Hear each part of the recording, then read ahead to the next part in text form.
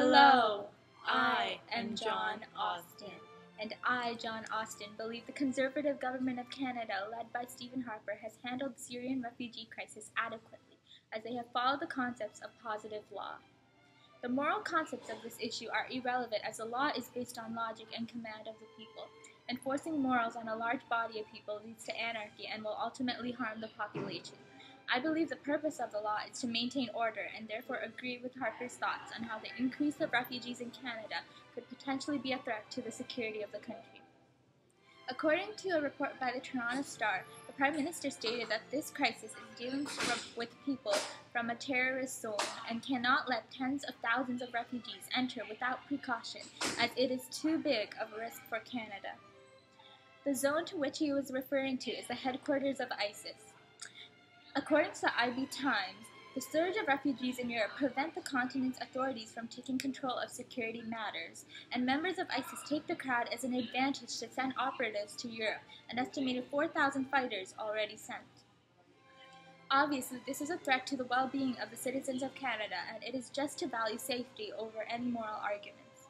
Furthermore, the law is man-made by the people, and Harper's concerns reflect those of his supporters, such as Martin Marceau, who stated in the Toronto Star that he is afraid certain terrorists will just pretend they're nice people and then do something bad in Canada. To expand, the command of the people to ensure safety among Canadians led to the just laws that reflect their needs. Therefore, the decisions of the government are the product of human thought. Furthermore, Stephen Harper's Conservative government has handled the Syrian refugee crisis adequately, as they considered the concept of the common good.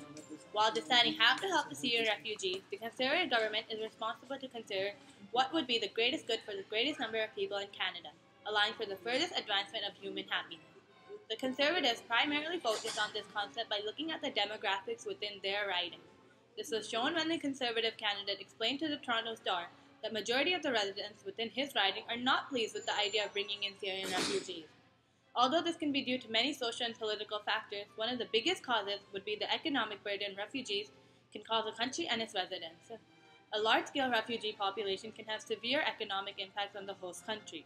According to the United Nations High Commissioner for Refugees, from the moment of arrival, refugees compete with local residents for resources. This ultimately creates more significant demands on the natural resources, education, health facilities, social services, and employment, leading to inflation in prices and reduction in wages, ultimately not benefiting society, as it will be harder for local residents to obtain goods. With its economy heading towards a recession and a falling GDP, it is essential for Canada to be careful regarding the initiatives to which the country's money is spent towards. Being a believer in the idea of legal positivism and the concept of social utility, I think it is necessary for the sovereign, Stephen Harper's Conservative government, to create laws based on what is best for those who they are governing, rather than considering the humane aspect of the Syrian refugee crisis, as a consideration of morals in the law would create anarchy. By allowing only a certain number of refugees, Harper has considered the logical way of handling the situation, allowing for the furthest advancement of the happiness of citizens.